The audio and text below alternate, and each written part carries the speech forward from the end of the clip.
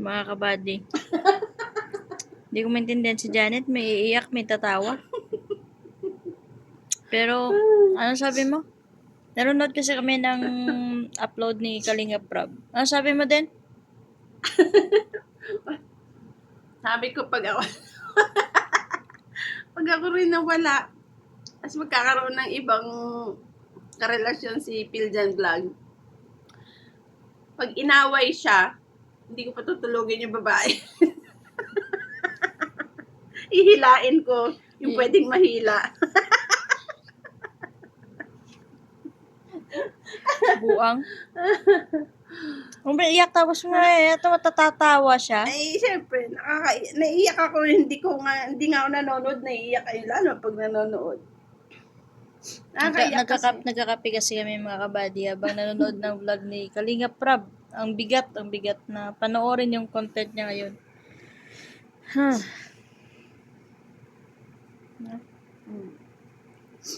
Nililibang niya lang din yung sarili niya para hindi bumuhos lahat ng luha niya. Kaya kung ano na iniisip niya. Siyempre, hindi pa ng bata. Mainit Sa pala. bagay, hindi natin talaga na mamalayan yung buhay talaga natin. Kaya dapat, isa lang ang buhay. Kailangan, talaga, i-enjoy, tsaka maging mabuting tao talaga. Salamat din sa buong team Kalingap, lalo na kay Kuya Val, Kalingap Prab, kay Jackie, at sa lahat ng team talaga ng team Kalingap na andyan sila para sa kasamahan nila sa saya man, sa lungkot, sa problema.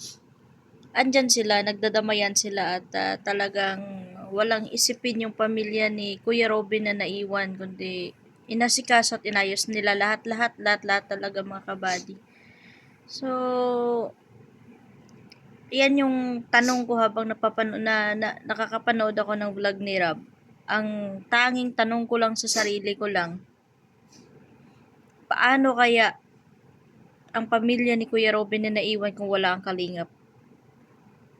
Yan lang yung tanong ko. Paano na lang kaya ang mga bata kung wala ang Team Kalingap?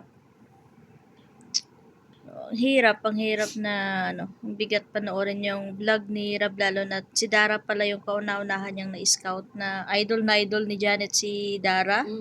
Kaya, parang kami ni Dara, hindi pa nagsasalita, umiiyak. Kasi palagi niya tinatanong sa akin, sabi niya, hindi ba na-vlog si Dara? Kamusta na si Dara? Ano na yung sitwasyon ni Dara? So, nung nakita ko nakasama ni Rob si Dara, sabi niya, sige, panoorin natin. Pero binitawan niya din cellphone ko.